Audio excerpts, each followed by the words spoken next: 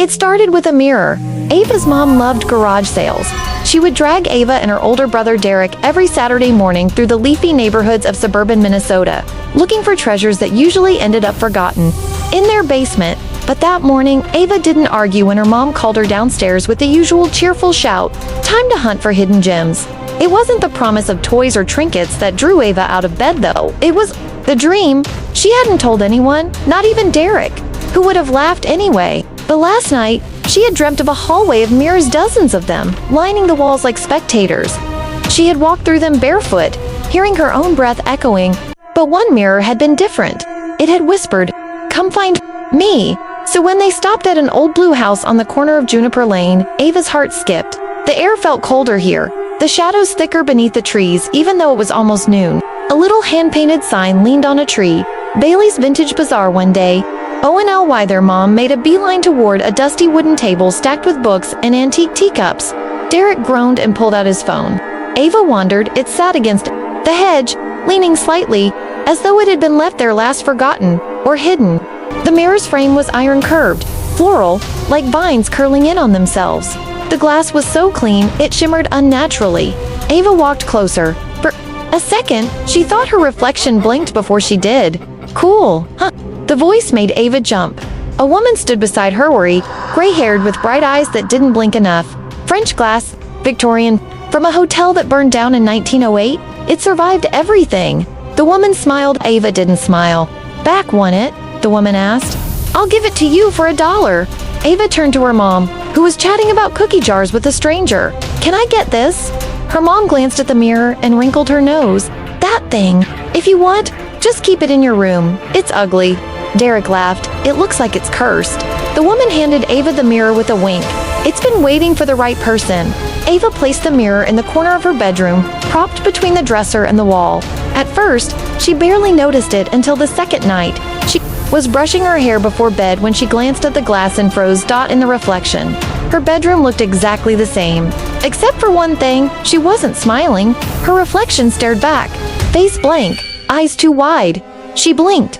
The reflection blinked back, delayed. Ava quickly turned away. "I'm just tired, that's all." But the feeling didn't leave. It was like the mirror was watching her when she wasn't watching it. She tried to tell Derek the next morning. He rolled his eyes.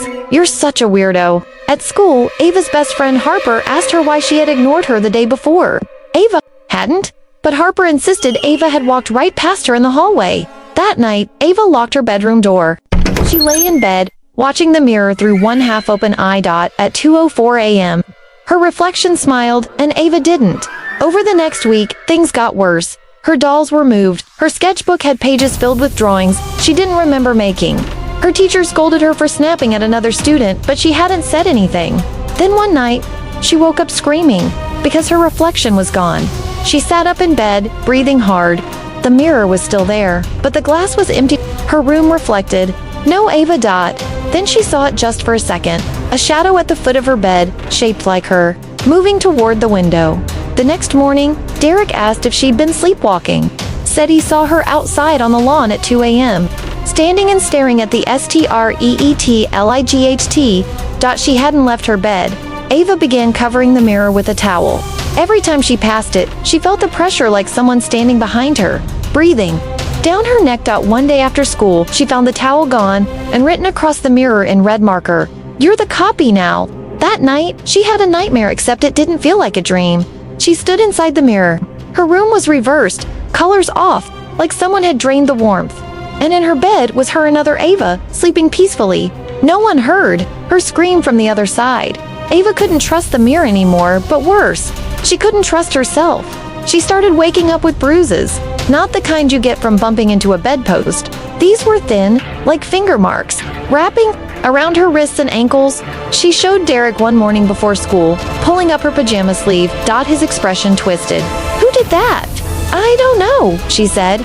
"Maybe me." He narrowed his eyes but didn't say anything by the time they sat down.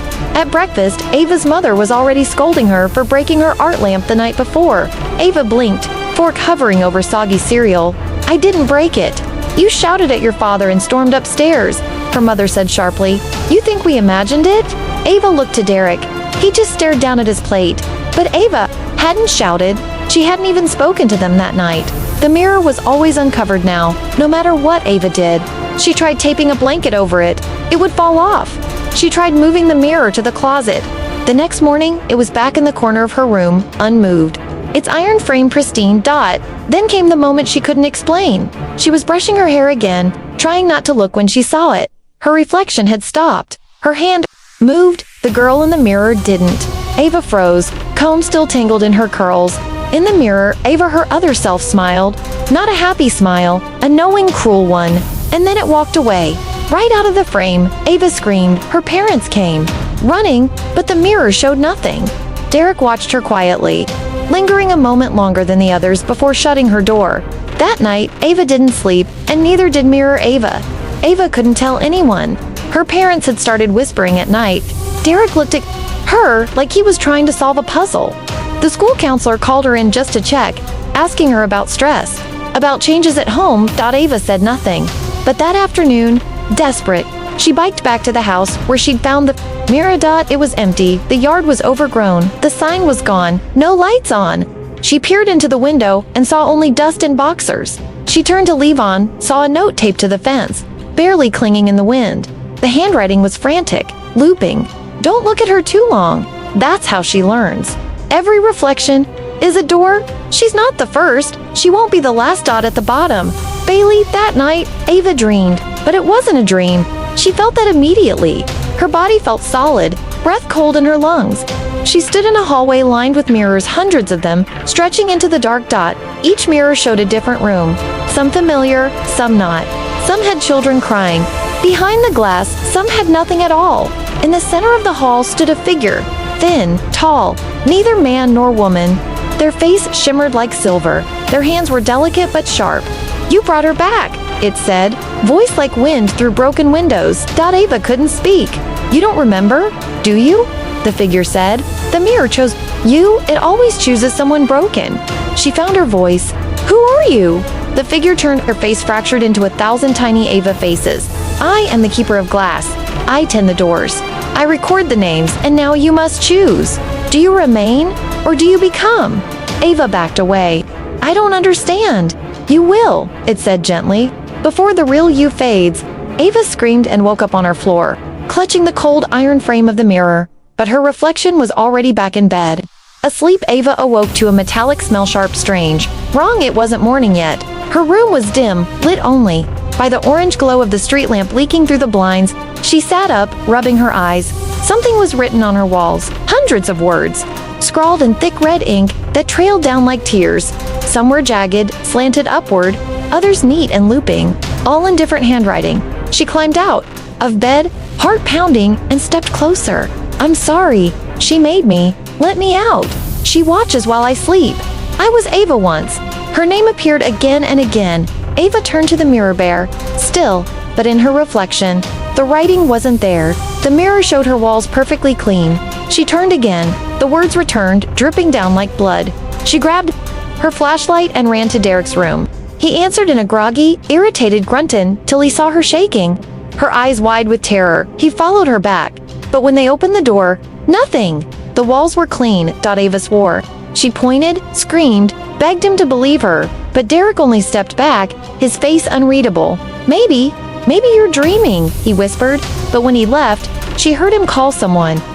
2 days passed. Ava stayed home from school, claimed she was sick. No one argued. She barely spoke, barely ate. Derek brought her toast one morning and left it untouched on her dresser.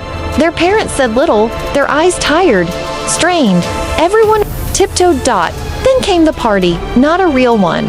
A memory. Ava found herself sitting on the floor, watching as a younger version of herself laughed, surrounded by children she didn't recognize. A small cake sat on the table. The mirror stood behind them all.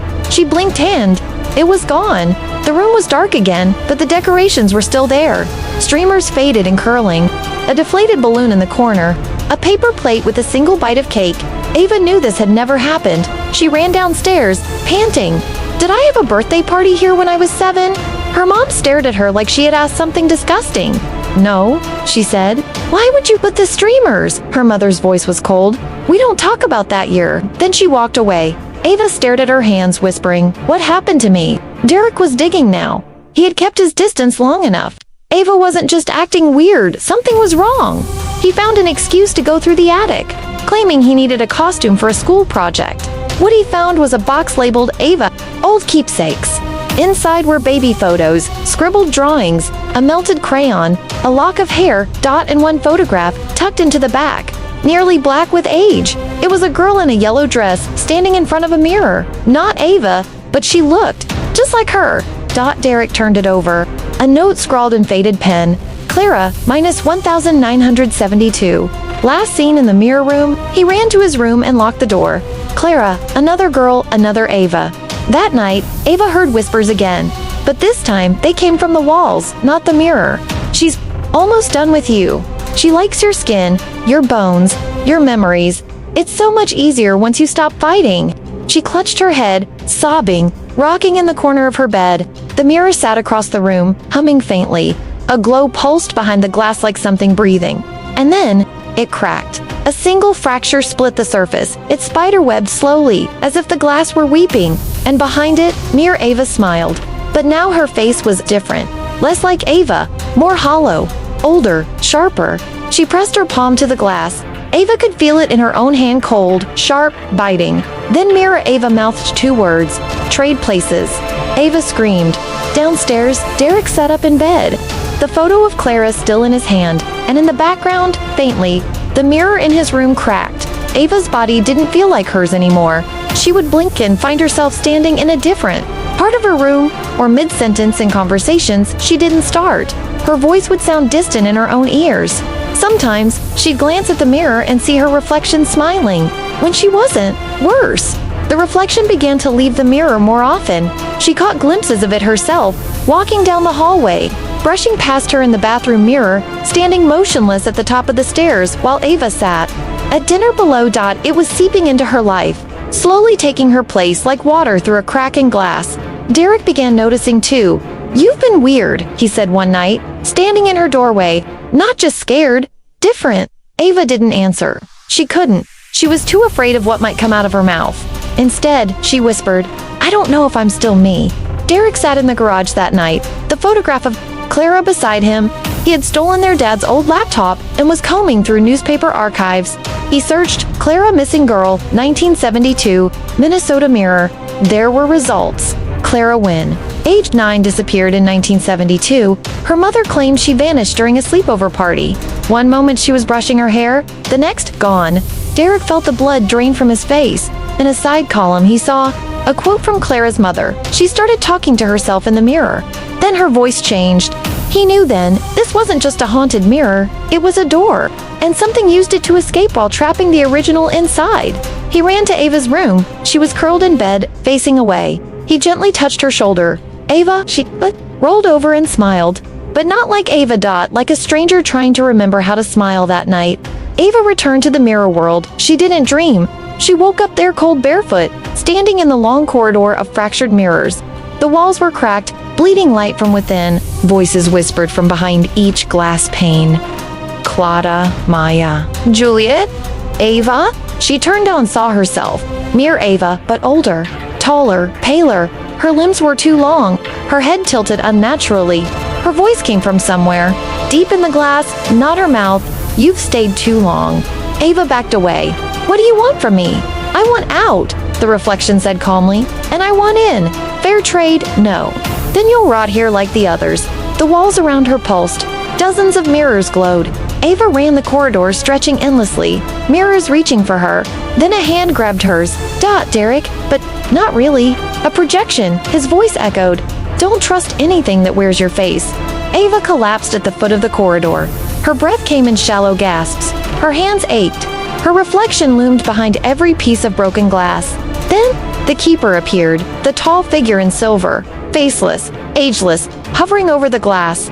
You have little time, it said. She is anchoring, becoming permanent. Every moment she walks through your mirrors, she strengthens. Soon, even breaking the glass won't stop her. Ava stood, fists clenched. Then, what do I do? The keeper leaned close. Its breath fogged the mirror's air. You must reclaim what she stole. Your echo, your memory, your name. You must remember everything. And then, you must be willing to destroy the frame that held you both.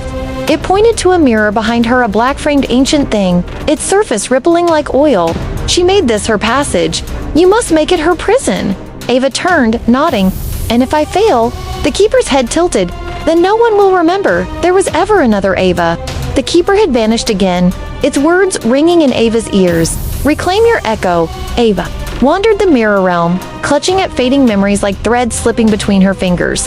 What made Ava Ava? She began to speak aloud. Names, places, fragments of joy and fear. My name is Ava Elaine Brooks. I had a hamster named Buttons. I scraped my knee learning to skateboard. I used to be afraid of clowns. Then fire, then myself. Each memory formed a pulse of light. A ghostly double of her flickered beside her, smaller, younger. She was rebuilding her timeline, reclaiming her place. But mere Ava appeared behind her, hissing, flickering, corrupted. Stop that! The real Ava turned, defiant. I remember now. You only exist because I forgot. She pressed her hands to the cracked surface of a memory mirror, her 7th birthday. The cake, the candle, the wish never spoken aloud. Wanted to disappear? She whispered. That was the truth. That was the moment the reflection began growing. Ava stepped through the glass and came out stronger. Derek couldn't sleep. Ava's eyes weren't hers anymore. He saw her now, sitting at the dining table, staring into a cup of water, smiling at her own reflection. She hadn't blinked in over a minute. He had to act that night. He brought the photo of Clara into Ava's room and whispered, "If you're still in there, I'm coming to get you." Then he faced the mirror, the cracked one in his own bedroom, and whispered the name, Ava Brooks. The mirror shimmered. Derek reached forward and passed through. Inside was hell. The mirror world was an endless maze of glass and shadow. Familiar places rotted and reversed, with versions of people he barely recognized, his mother screaming in silence, his father repeating a sentence with no mouth, and deeper within, he found Ava, but not 1.2. The real Ava was curled on the floor, shaking. Mirror Ava stood behind her, twisted and bleeding ink from her fingertips. You don't belong here, Derek, the reflection snarled. You were never supposed to see. You're not her, Derek said. But I wear her better. She grinned. Derek lunged, and the mirror world screamed. Ava and Derek ran through fractured corridors as the realm cracked behind them. The glass shrieked with every step. They found it at the heart of the world, the anchor, the original mirror, black-framed, rooted in the foundation of the mirror world. Like a god, faces swam within it, dozens of lost girls, Clara, Juliet, Maya, all reaching. If I break it, Ava said, breathless, they'll be free. But you might not get out. Derek whispered. Mirror Ava appeared behind them, crawling on all fours now, monstrous, her bones clicking wrong. Break it and you kill me. That's the idea, Ava said. She took the shard of memory glass from her pocket. Her 7th birthday, Wishan drove it into the anchor. The mirror shattered, like ice fracturing across a lake. Screams, light, wind, and then silence. Ava awoke on the floor of her room. Morning sunlight filtered through the curtains. The mirror was gone, so was the cold, the buzzing, the whispers. She stood slowly, her legs shook, her head felt empty. But whole footsteps in the hallway. Derek appeared, blinking sleep from his eyes.